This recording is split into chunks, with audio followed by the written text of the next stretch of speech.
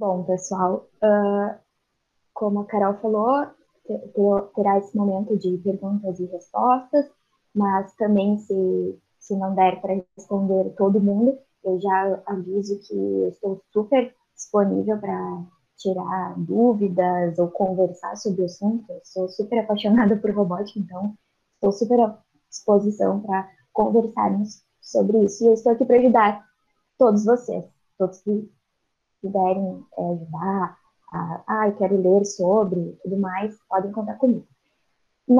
Eu vou deixar também a palestra, essa apresentação da palestra disponível, tá? Inclusive, vocês vão ver algumas palavras durante a apresentação que elas estão sublinhadas, então vocês podem clicar, que isso vai levar vocês para um link, ou de um artigo, ou de uma matéria, ou de um vídeo sobre o assunto, para vocês lerem mais sobre a robótica, enfim. Bom, então, para começar a falar sobre a robótica aplicada em engenharia geológica, eu vou começar me apresentando. Bom, eu sou Marcele Gonzalez Lorente, eu sou acadêmica de engenharia geológica na Universidade Federal de Pelotas, sou cofundadora e diretora executiva da Connection, que é uma startup que está incubada no Pelotas Parque Tecnológico. É uma startup que trabalha com robótica, com educação, com tecnologia. E eu também sou juíza de design do robô no torneio de robótica FLL, que é um torneio internacional, e que o SESI é o maior operador aqui no Brasil deste torneio. Eu avalio as áreas de mecânica, programação, estratégia e inovação, e eu também participo de grupos de pesquisa. Participei da Liga Acadêmica de Robótica, de grupo de pesquisa também sobre inteligência artificial na área da educação, de tecnologias educacionais e mais outras coisas que eu faço bastante coisa. Bom, como que a robótica entrou na minha vida? Como que eu comecei a imaginar a robótica aplicada na engenharia? Enfim, a robótica ela está presente na minha vida desde 2004. Meu pai ele é formado em eletrônica, ele trabalhou na parte de arquitetura de computadores, também no núcleo de processamento de dados, numa universidade particular na cidade na qual eu nasci. E meu pai sempre foi apaixonado por mecatrônica, então ele estudava a parte também de robótica educacional. E a partir de 2005, eu comecei a ter aulas de robótica educacional na escola, na qual eu estudava. Inclusive, o meu colega, o Fernando, ele está aqui no grupo, ele foi meu colega também de robótica. E a minha mãe era minha professora de robótica, inclusive, mas eu sempre brinco que eles nunca me obrigaram a trabalhar com robótica, tá? Porque minha mãe é fisioterapeuta. Bom, então, em 2006, nós tivemos o primeiro torneio interno de robótica na escola. Então, eu e meu colega, nós construímos um robô para competir. E, então, participamos do primeiro torneio e ganhamos o primeiro torneio. Em 2014, eu entrei na engenharia de petróleo, na Universidade Federal de Pelotas, e eu já imaginava trabalhar com a robótica aplicada na engenharia de petróleo. E muitas pessoas me perguntavam, ainda me perguntam, mas por que tu não foste para engenharia mecatrônica? Por que tu não foste para engenharia de computação? Por que não foste para engenharia mecânica? E eu nunca imaginava trabalhar só na parte da construção do robô ou da programação do robô. Eu imaginava trabalhando, aplicando esse robô em alguma área. Eu estava com algum problema, algum desafio, e eu quero solucionar ele. Então, eu ter o conhecimento técnico daquela área específica e imaginar um robô para solucionar aquilo. Então, seria mais ou menos o processo inverso. Então, eu apresentei na disciplina de Introdução em Engenharia de Petróleo, que na época era a professora Karina Dani, um projeto utilizando ROV. Fiz um protótipo com o kit Lego Mindstorms NXT, que o Lego Mindstorms ele é um Lego na parte educacional, então ele contém cérebro e motor, contém sensores, né, faz a programação, enfim. Ele é bem mais voltado para essa área de prototipagem em menor escala, digamos assim. Então, apresentei. Depois, em 2018, eu fui convidada para... Aí, claro, em 2017, mais ou menos, eu troquei. Eu fui para engenharia geológica. E, em 2018, eu fiz uma palestra no IFSU, para os alunos do curso de licenciatura em computação, sobre a robótica e suas aplicações, mostrando para eles já essa questão da robótica aplicada na engenharia. Depois, eu apresentei esse projeto no Robopel 206.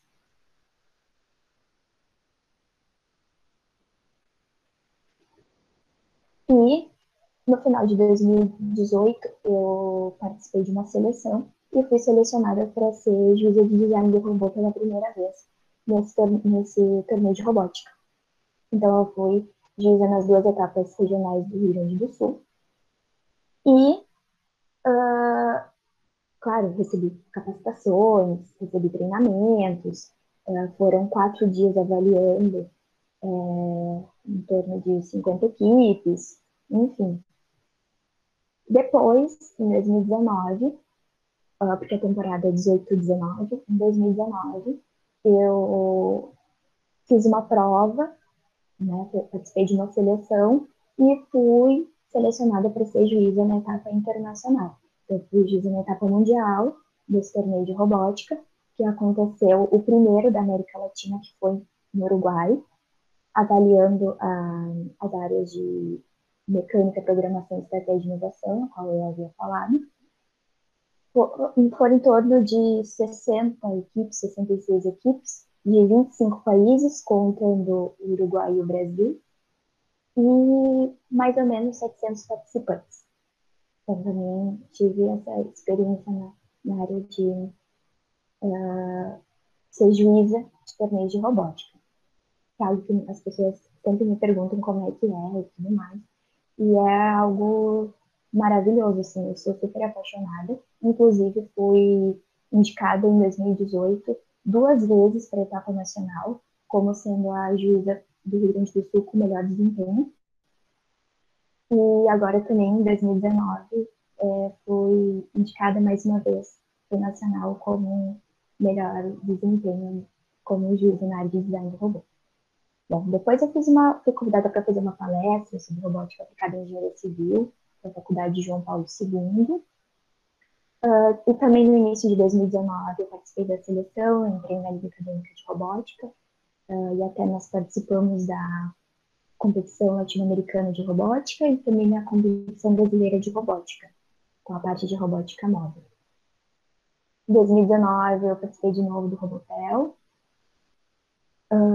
e depois finalizei o ano de 2019 com uma palestra sobre a robótica e a indústria 4.0 na Semana Acadêmica das Engenharias da Anhanguera, que aconteceu no 93ª Expofeira de Pelotas. E, no final de 2019, eu submeti um projeto para a incubadora e passei nas duas etapas de seleção. E aí resolvi incubar essa Connection, uma startup que ela está no Pelotas Parque Tecnológico, ela faz parte também do King Valley. E é uma empresa que, como eu falei anteriormente, ela trabalha com robótica, desde a parte educacional até a área industrial. E depois eu vou explicar um pouquinho sobre essa questão da parte industrial, da parte da robótica móvel, só para ficar mais claro, digamos assim, como que se divide nessas áreas. E até nós anunciamos recentemente, mas as tratativas, digamos assim, acontecem já desde o final de 2018, quando estava com a possibilidade de empreender. A minha empresa, ela fez uma parceria com o Instituto Avançado de Robótica, o IAR, que é de São Paulo, e essa parceria, ela prevê que a Connection, ela seja a única empresa do Rio Grande do Sul a operar os serviços do Instituto Avançado de Robótica. Então, qual é o objetivo? é que nós possamos fomentar a robótica aqui na região, tá? Trazendo as possibilidades não só de projetos de desenvolvimento tecnológico, né, esse setor da robótica aplicada na indústria, mas também com a parte da formação profissional, ou seja, oportunizar todos os estudantes, os profissionais que queiram trabalhar, que queiram se aperfeiçoar nessa área de robótica. Então, trazer cursos profissionalizantes, trazer não só na parte, por exemplo, de manutenção, ou na parte de modelagem, ou na parte da construção dos projetos de desenvolvimento tecnológico, mas também a parte de pós-graduação. Né? Então, agora, ao longo dos meses, nós vamos anunciar, então, essa vinda e essa oportunidade de uma pós-graduação em engenharia robótica que nós vamos trazer aqui para o Rio Grande do Sul, principalmente para Pelotas.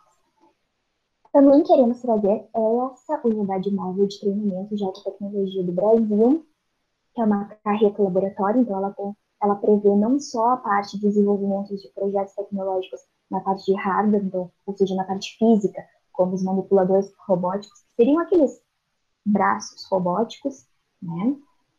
Que o Instituto Avançado de Robótica, ele tem braços da KUKA, da EVB, da Motoman, da FANUC, que são empresas que operam nesse ramo industrial. E também a parte de desenvolvimento tecnológico na parte de softwares, porque o Instituto Avançado de Robótica ele é parceiro da Science. Então, ele tem licenças da Science para operar em diversas áreas. Então, trazer também para os alunos, para os profissionais, essa oportunidade.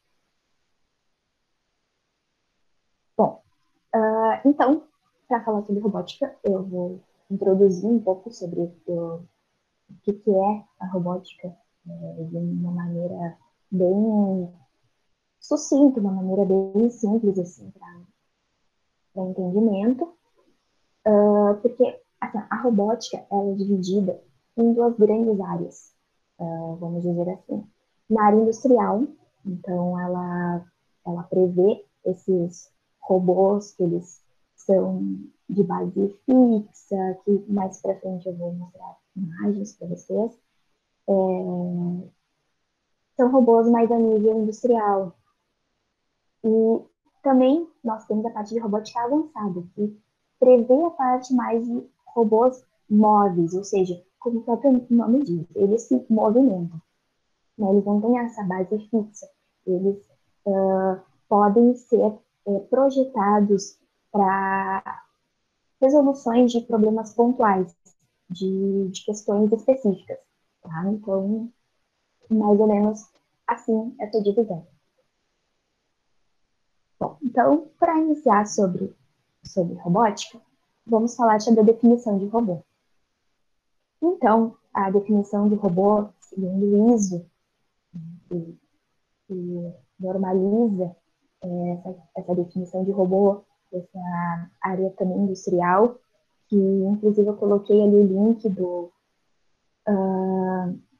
dos dois órgãos internacionais de robótica, na qual eles prevêem essa definição de que um robô é um manipulador multifuncional, reprogramável, projetado para mover materiais, peças, ferramentas ou dispositivos especializados através de vários movimentos programados para execução de uma variedade de tarefas. Ou seja, os robôs eles precisam ter esses eixos de orientação, né? Eles precisam estar orientados no plano cartesiano, eles podem ter um conjunto de sensores também para ajudar nessa coleta de dados, dessa interação do robô com o ambiente, e também eles podem ser programados e reprogramados de acordo com a finalidade do trabalho que eles irão executar. Bom, e a classificação dos robôs? Para classificar um robô, eu preciso de inúmeras variáveis. Eu preciso de um conjunto de dados para classificar ele como sendo um robô disso ou daquilo. Então, eu vou trazer só algumas dessas classificações para vocês, para só entender mais ou menos o que é um robô. Ah, mas robô ele não é com a imagem humanoide, porque muitas pessoas associam que robôs, robótica, tem que possuir a forma humanoide. Na verdade, não. Eles estão dispostos de várias formas, pois eles são classificados de acordo com os vários critérios, como eu trouxe aqui. Autonomia do sistema de controle, ou seja, eles podem ser operados remotamente, ou seja, há uma comunicação entre uma central e o robô, ou eles podem ser semi-autônomos, e uma parte ele tem uma certa autonomia, ele é programado para ter essa certa autonomia, e outra parte ele vai ser operado remotamente. Ou ele pode ser 100% autônomo. E poucos robôs atualmente são 100% autônomos, mas mas mais são robôs na forma humanoide, mas mesmo assim são poucos robôs que têm 100% de autonomia. Mobilidade da base. Então, se é uma base fixa ou se é uma base móvel, né, dá para caracterizar se é uma robótica industrial ou se é uma robótica avançada que trabalha na parte robótica móvel. A estrutura cinemática, ou seja, como que ele se locomove, como que é a questão da interação dele com o ambiente, porque isso também, essa questão da estrutura cinemática é muito importante, porque eu preciso saber que ambiente que ele vai estar inserido qual é a finalidade dele, para eu poder saber como vai ser essa forma de movimento dele, de locomoção dele, para eu inserir no meu projeto na hora que eu vou construir ele. A forma de acionamento, né, se serão com atuadores pneumáticos, elétricos, hidráulicos, os graus de liberdade, quantos graus de liberdade que ele vai ter para fazer essa interação no espaço que ele está inserido, a geometria do espaço de trabalho, enfim, são várias classificações, até com relação aos tipos de sensores. E aqui eu trouxe dois modelos, para melhor visualização de um robô de uma estrutura de base móvel e um robô de uma estrutura de base fixa. O móvel, como vocês podem ver, ele se movimenta.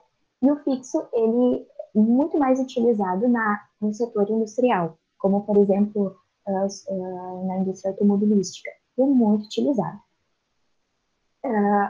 Como vocês podem ver nas palavras móvel e fixo, tem links, então vocês podem assistir vídeos e podem ler sobre isso, são materiais. E aqui nós chegamos na estrutura cinemática deles, ou seja, na forma como que ele se locomove no ambiente. Então nós temos os aéreos, os terrestres, os aquáticos e os espaciais. Nessa linha móvel, tá? Porque aí vai chegar onde é o tema central, que seria dele aplicado à engenharia. Bom, a robótica e as suas aplicações. Então, eu vou iniciar com a espacial, visto os rovers que foram enviados para Marte. Bom,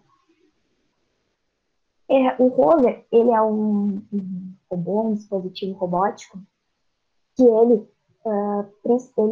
precisa saber, tecnicamente, qual ambiente que ele vai estar inserido para conseguir fazer um projeto de um robô que seja eficiente naquilo que ele se propõe. Então, vocês podem ver que tem algumas diferenças de um rover para outro, por exemplo, na estrutura das rodas, né? Por ver essa questão de como que vai se mover num ambiente que tenha sedimentos inconsolidados, ou como ele vai se locomover em um ambiente que tem rochas que não estejam fragmentadas.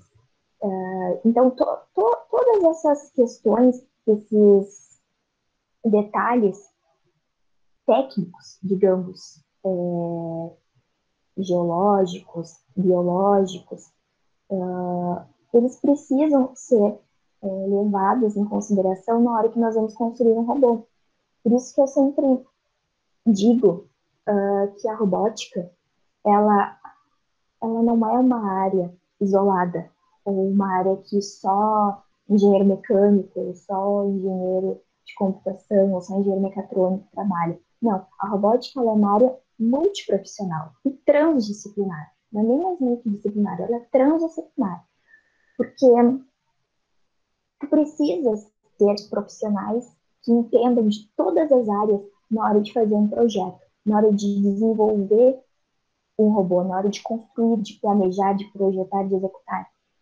Porque é isso que torna o robô eficiente. Porque não adianta eu saber construir robôs se eu não sei o ambiente que ele vai estar inserido, eu não sei qual é, o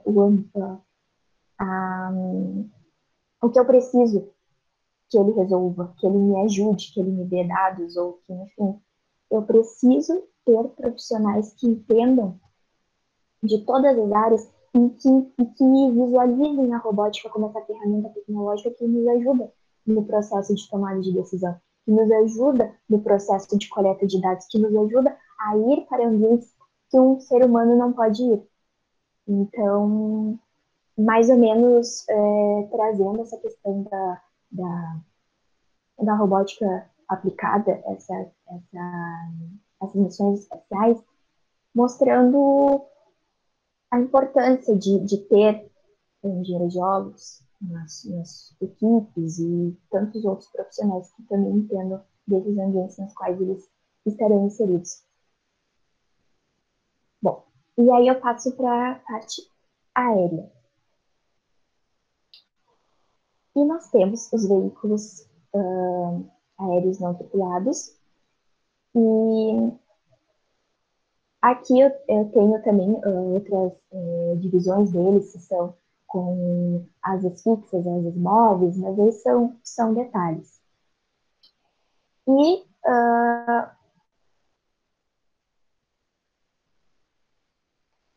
e aqui eu trouxe um artigo sobre os. Claro, aqui está escrito como drone, mas né, os ventos, na parte de como que esses robôs aéreos nos ajudam nesses processos de coleta de dados.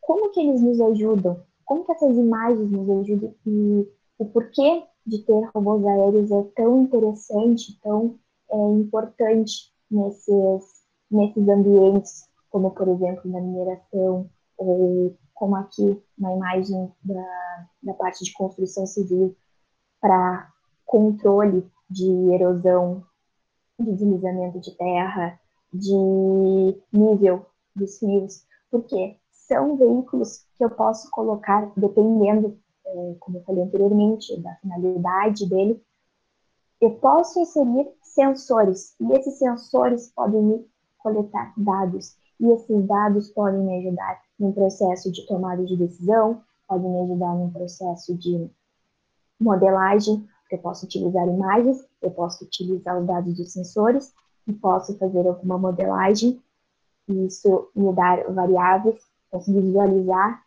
algum ambiente, algum comportamento, enfim, são N fatores que um robô pode fazer por mim, pode ir em um lugar na qual eu não posso chegar.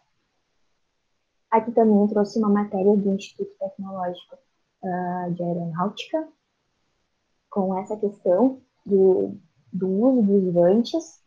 E aqui também, que indica um futuro de alta tecnologia para a mineração da revista Exame, então para vocês lerem melhor. E aqui eu passo para a área aquática e eu trago os ROVs, os veículos operados remotamente. Essas imagens, elas são imagens que eu recebi semana passada, retrasada mais ou menos, de um engenheiro que trabalha com ROVs. Em 2018, eu participei de um workshop de engenheiro de operações submarinas e tive contato com esse palestrante, que é um engenheiro que trabalha na área de operações com ROVs. Inclusive, eu fui convidada no final de 2018 para fazer um trainee na empresa, para trabalhar. Na verdade, o objetivo era desse trainee já para. Tinha uma missão específica, que era embarcar no Vital de Oliveira, que é um navio de pesquisa da Marinha, e tinha um corpo de pesquisadores que eles eram da parte de oceanografia, geologia, geofísica, e também tinha o corpo da, da parte de engenharia de operações submarinas, que eram com engenheiros, então, engenheiros que planejavam, estruturavam e faziam toda a parte desse controle, comunicação e manutenção desses ROVs para as missões de coleta de dados do assoalho oceânico. Então, vejam a importância, como eu falei anteriormente, de terem profissionais de diversas áreas trabalhando juntos. Então, aqui ele me mandou as fotos dos ROVs que eles estavam operando nessa missão recente. E também nós temos os AUVs, que são os veículos operados de forma autônoma. Tá? Então, eles são diferentes dos ROVs, porque os ROVs, como vocês podem ver aqui, nesses cabos brancos aqui, e esse aqui, eles são são três tipos de cabos que são utilizados. O cabo de aço, que é para fazer esse içamento do ROV na água, um cabo de fibra ótica, então os cabos de alimentação também elétrica, e os cabos de fibra ótica para a questão da comunicação do ROV com a central de comunicação que está na embarcação. Então, tem os dados dos hidrofones, tem as imagens da câmera, tem os dados também do sonar, e se eles precisam fazer alguma intervenção no ambiente, eles conseguem fazer. Por quê? Porque o ROV, por exemplo, eles são divididos em cinco classes. E a primeira classe, ela é uma classe mais de observação. Então, são ROVs de pequeno porte, que eles são colocados para ajudar nesse processo de observação. Porque de 100 até 200 metros, mais ou menos, mergulhadores profissionais podem ir com segurança. Mas depois disso, já é um trabalho que ele coloca em risco a vida do mergulhador. Então, os ROVs, eles são acionados para fazer esse processo. Então, se ele vai fazer só observação, então vai ao ROV de pequeno porte. Se ele precisa fazer uma manutenção, ou seja, uma intervenção no ambiente, são enviados ROVs com porte maior. Então, eles possuem manipuladores, que são em forma de pinças, né? Uma com ângulo de 3 a 5 graus e outra com 7. Então, de 5 graus ele se agarra, ele se fixa em algum local, e com 7 ele faz a intervenção no ambiente.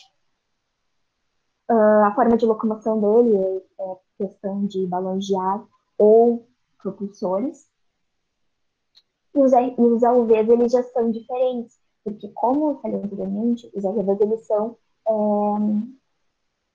de forma remota. Então, tu estás enxergando, tu estás interagindo e enviando comandos e recebendo os dados dos sensores, enfim, do ROV. Os AUVs não, eles são programados, então eles também têm a questão dos sonares nele, e eles vão coletando dados ao longo da trajetória que eles vão percorrendo. Depois, quando eles retornam, nós realizamos o download dos dados e realizamos o processamento desses dados. Aqui eu trouxe uma matéria da Total para mostrar sobre esse uso já dos AUVs na indústria petrolífera, na indústria offshore também. Então, falamos sobre a questão dos ROVs e dos AUVs, né, a importância deles.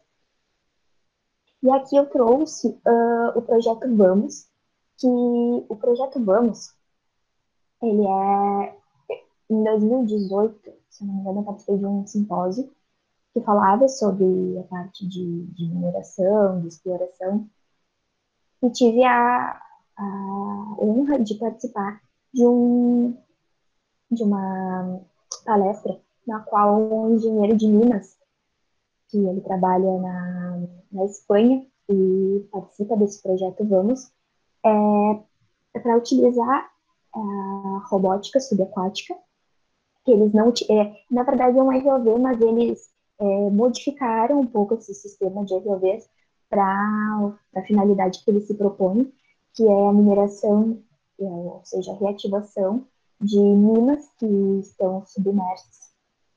Então, eles desenvolveram esse projeto Vamos, que são os, como eu falei, seriam os ROVs, mas eles não utilizam esse termo de ROVs, para a questão de ir em locais onde os humanos não podem ir para fazer, fazer essa coleta de dados, para fazer essa interação com o ambiente, enfim. Então, eles enviam esse dispositivo robótico para a parte subaquática e eles também utilizam o sistema de realidade virtual, ou seja, eles conseguem, a partir desses dados que esse dispositivo robótico ele obtém, eles constroem, eles modelam em 3D um ambiente e utilizam a realidade virtual para ficar inseridos nesse ambiente para ajudar no processo de tomada de decisão. Então, vejam que está utilizando a robótica, que é uma ferramenta tecnológica, uma outra ferramenta tecnológica, que é a realidade virtual, e também pode utilizar a realidade aumentada. Bom, aqui nós passamos para a parte terrestre, e essa parte terrestre eu trouxe uma matéria do Instituto Tecnológico da Vale, que fala que o robô mapeia a cavidade de minério de ferro. E aqui também uma matéria da ABB, que, como eu falei lá no início, ela é uma das empresas que mais opera nessa questão de robótica industrial. Então, eles desenvolveram um robô, tem até o videozinho nesse link que eu coloquei da ABB, do robô para fazer a inserção dos explosivos na mina. Então, para isso, ajudar nesse processo de proteção, de segurança do profissional que iria fazer isso, porque a robótica, ela não vem com o intuito de, vai virar um mundo dos robôs, e aí os robôs vão tirar o emprego de todo mundo, e aí todo mundo vai ficar desempregado, e aí vai ter robô para tudo quanto é lado, e o humano não vai, e eles vão exterminar os humanos. Não, gente, não. Isso é só um filme de ficção, tá? Já aviso vocês. Porque, assim, a questão da robótica, como eu falei, ela é uma ferramenta tecnológica, ou seja, ela é mais uma ferramenta, ela é mais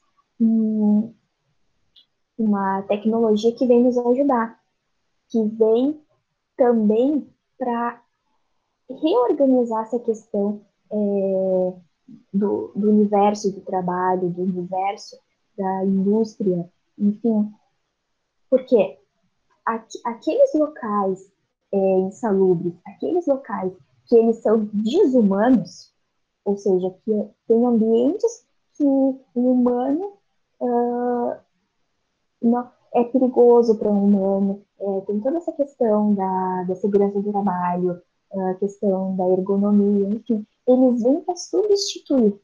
Então, o humano que ficaria nesse processo totalmente operacional, ele vai ser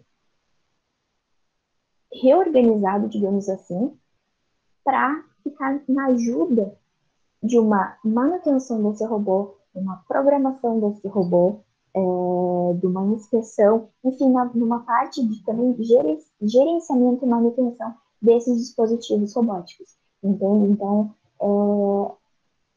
vai haver essa, como eu falei, mesmo uma modificação, uma ressignificação desses empregos, dessas áreas de atuação deles, enfim. E aqui eu trouxe as imagens, onde eles prototiparam em um ambiente, um laboratório, simulando o ambiente que ele estaria inserido e simulando o trabalho que ele faria. Esse é um manipulador robótico, que ele faz essa questão da inserção dos explosivos. Então, a importância de ter engenheiros de minas, engenheiros geólogos que entendam desse ambiente que esse dispositivo robótico vai estar inserido, porque não adianta eu entender de como constrói um robô, como eu faço uma manutenção dele, como eu programo ele, como eu calibro ele, se eu não entender que ambiente que ele vai estar inserido. Isso me lembrou quando, em 2018, em 2018, eu conversei com o engenheiro mecatrônico, que ele estava desenvolvendo um braço robótico para atuar numa mina do Pará, da Vale. E, e nós estávamos conversando e eu perguntei para ele assim, mas ele vai estar em que parte da mineração? Ele vai fazer o que exatamente? E eu comecei a conversar com ele e eu fiz alguns questionamentos para ele, porque eu queria entender como que ele tinha feito esse projeto. E ele não tinha levado em consideração muitas coisas que, por exemplo, nós escutamos muito na faculdade, como, por exemplo, granulometria. E ele, mas, poxa, granulometria, eu disse, e ele vai explorar que minério, que ambiente que ele vai estar exposto, é uma mina de lavra céu aberto, uma mina subterrânea, enfim, qual o ambiente que ele vai estar inserido. E ele não tinha perguntado para os geólogos responsáveis. Ele não tinha perguntado sobre essas questões porque ele não sabia que isso influenciava, ele não sabia que isso geraria alguma coisa para o projeto dele. E aí eu disse assim, tá, então tem a questão se ele vai estar exposto no ambiente com a questão dos, dos campos eletromagnéticos, porque isso pode interferir, pode até maquiar um sinal de algum sensor que ele vai estar recebendo algum dado, alguma coisa, enfim. Então, parecem detalhes, mas que fazem toda a diferença. Então, a importância de entender que eu não preciso amar robótica, eu não preciso entender como constrói, como faz a manutenção tecnicamente, mas eu preciso entender o que esses dispositivos são, qual é a finalidade deles no meu ambiente de trabalho, e saber como que eu posso agregar com o meu conhecimento técnico na hora de fazer um projeto de desenvolvimento tecnológico desse, na hora de implementar uma tecnologia dessa no meu ambiente de trabalho. E, claro, eu estou mostrando que é só robótica, mas, na verdade, são várias outras tecnologias que elas são utilizadas. A robótica, como eu falei anteriormente, a realidade virtual, a realidade aumentada, a inteligência artificial, o compartilhamento em nuvem, essa ciência de dados, essas nuvens de dados, enfim, muitas coisas que, que agregam valores e que são tecnologias que cada vez mais nós vamos estar trabalhando com elas no nosso dia a dia. Então, a importância de ter esse olhar, de saber como que essas tecnologias funcionam e como que elas são aplicadas na área de trabalho que eu gosto, que eu tenho interesse de trabalhar, enfim. E aqui eu trouxe uma matéria bem recente, que é agora de julho de 2020, acho que 13 de julho, do raio-x da transformação digital na indústria mineradora em 2020, que foi do grupo Embraer. Então, automação robótica e hardware operacional, então, ou seja, eles já estão imaginando a implementação dessas ferramentas tecnológicas no ambiente de mineração. Muitos ambientes de mineração já contam com esses dispositivos, mas o que eu quero mostrar é que cada vez mais isso será uma realidade. Então, todos esses ecossistemas integrados, essa força de trabalho ativada digitalmente, então, saber utilizar um software, saber mexer com ambientes digitais, né, fazer essas modelagens, talvez em 2D, em 3D, então utilizar esses softwares. Também aqui, ó, drones inteligentes e máquinas autônomas. Então, cada vez mais também utilizando a robótica aérea, utilizando essa robótica móvel para esse processo de melhoria até nos ambientes industriais, enfim, e de coleta de dados. Resumidamente, é isso, sim, quis mostrar para você só um pouco dar essa visão que em muitos ambientes nós já estamos utilizando, nós já estamos interagindo com esses robôs. Como sempre me perguntam também, Marcelo, aquele aspirador da Renner é um robô? Sim, é um dispositivo robótico. Então, mostrar que eles já estão no nosso dia a dia. Agora mesmo o iFood está prototipando para fazer entregas aéreas, então cada vez mais isso vai ser realidade, né? E mais ou menos é isso. Eu estou aberta assim, a qualquer questionamento, qualquer dúvida ou conversa, se quiserem conversar, se quiserem pensar em algo para fazer, enfim. Deixei meu link das redes sociais.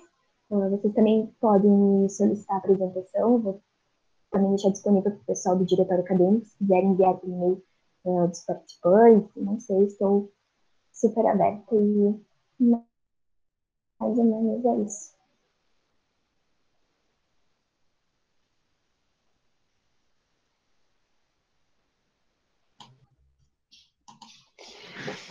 Bom, o pessoal aqui, né, parabenizando. Não sei se alguém tem uma pergunta, então eu vou esperar um pouquinho. Você tinha comentado sobre na parte aquática, né? Eles trabalham como? Eles fazem a extração do minério e eles já conseguem, a partir daquela extração, se tem algum dispositivo, não sei, que pode indicar alguns minerais, ou ele é primeiro retirado e depois levado para laboratório, essa questão. Bom, Carol, muitos detalhes do projeto, assim, eu não sei. Eles têm até, eu coloquei os links ali para vocês verem. É muito legal, é muito interessante para nós que somos apaixonados por geologia. Vale muito a pena ler. Então, o que que eles fazem? Eles coletam amostras. Eles coletam as amostras e depois eles levam para o laboratório. E a partir disso, eles começam a traçar como, seria uma segunda etapa do projeto, porque eles estão na etapa inicial, que eles utilizam essa parte então, da coleta de amostras, para posteriormente fazer um projeto de como eles vão minerar nesses ambientes. Então, quais são os tipos de minérios, quais são as condições do ambiente e como que eles vão minerar. É um trabalho bem complexo, não é fácil, mas eles vão tentar, então é bem interessante.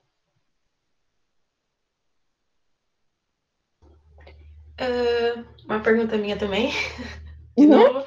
Você acha que tem alguma resistência da aplicação da robótica pelos geólogos ou na área de geologia? Até por isso que você tinha comentado, né? Que às vezes as pessoas acham que por conta dessa aplicação nova tecnológica, muitos deles irão perder emprego. Você acha que tem alguma resistência nessa questão de poder adotar medidas novas que facilitam até o trabalho?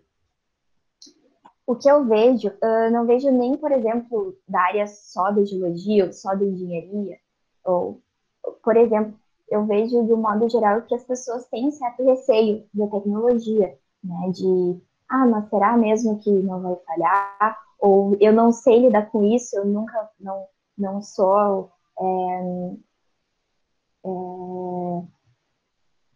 não tenho essa facilidade, digamos assim, com lidar com tecnologia, então há um certo receio, assim, um certo medo, mas nada com que pequenas atividades, pequenos espaços para fomentar mesmo isso. Então, eu vejo que a questão de trazer cursos, trazer workshops, dar essa possibilidade e desconstruir certos conceitos acerca da tecnologia para construir novos conceitos, mostrar que a tecnologia ela está aqui para nós nos ajudar. Nós não precisamos ficar sofrendo, fazendo coisas manuais, enfim, nós podemos utilizar a tecnologia a nosso favor para ela nos ajudar nesse processo de caracterização, de modelagem, de tomada de decisão. Enfim, eu vejo que é muito importante estarmos abertos a utilizar tecnologias e não só robótica, diversas tecnologias e softwares, enfim, que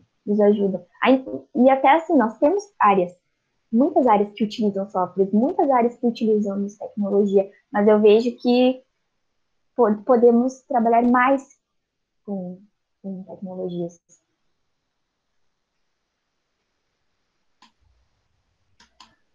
Obrigada por responder as minhas dúvidas. A Júlia mandou uma pergunta.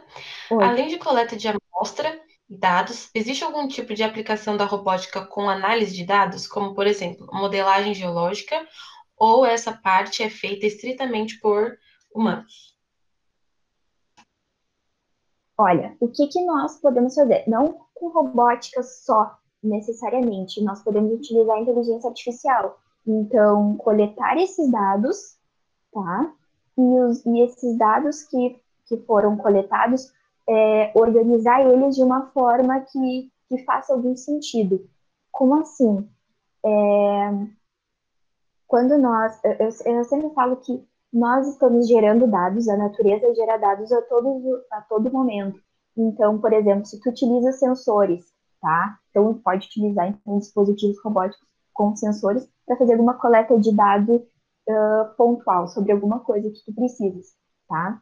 Então, vamos supor um controle de pressão interna ou um controle de vazão de alguma coisa. Então, tu pode utilizar um dispositivo robótico, tu pode utilizar sensor e vai fazendo esse processo de gerenciamento, de monitoramento desse espaço, desse local, com esse dispositivo. Isso vai te gerar dados. E esses dados, tu vais conseguir fazer uma modelagem dele. E isso pode te ajudar esse conjunto de dados estão dizendo que eu posso, que esse ambiente é assim, ou que esse ambiente é X, que esse ambiente é Y, e a partir disso confirme ou refute alguma coisa que eu esteja monitorando, enfim, seria mais ou menos para isso, não só aliar a robótica, mas algo bem mais simples, como, por exemplo, uma inteligência artificial já pode também me ajudar muito. Não é uma pergunta, mas é um comentário do Tá. Marcos. Ele colocou: me parece mais com o rover lunar, né? Ajudará bastante nos trabalhos e análise de prospecção, que cada vez menos precisará dinamitar algo para que se possa ver o que tem dentro.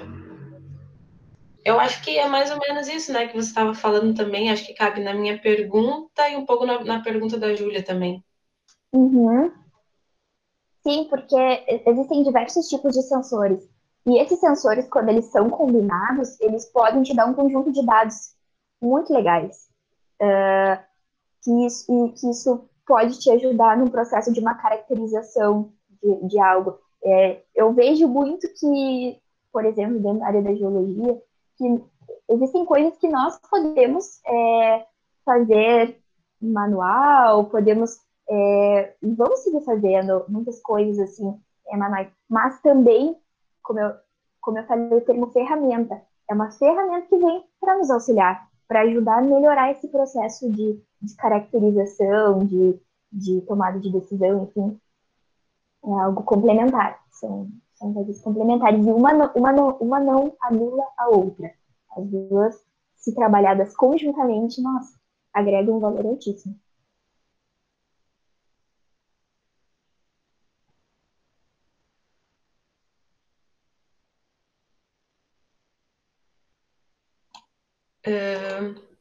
Então é isso, eu acho que acabaram as perguntas.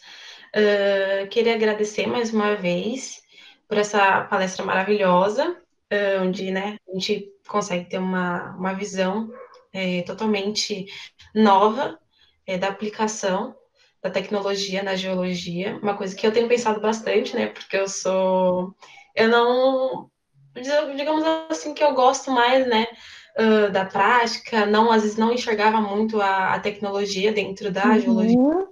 Então, eu agradeço por você passar, né, um pouco, né, da sua experiência, do seu conhecimento para a gente. Então, também em nome do DA, eu agradeço mais uma vez. E um beijo a todos. Tchau, tchau. Estou de Muito parabéns obrigada.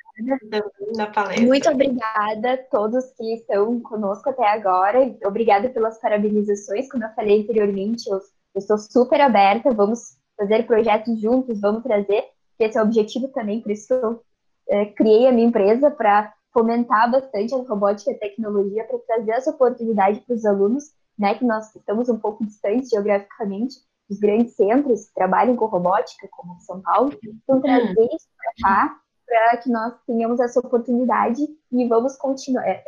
Eu, quanto Marcele, colega de vocês, acadêmica da UFPEL, e também como diretora da Connection, eu já nos deixo à disposição para que futuramente nós possamos seguir trazendo essas discussões com o tema de tecnologia para a universidade, para o nosso curso, né? Porque isso é o futuro, não adianta.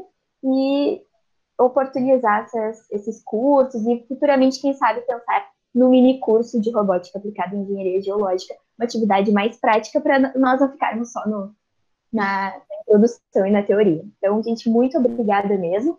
E envio para vocês, vocês podem também me pedir a apresentação. E é isso.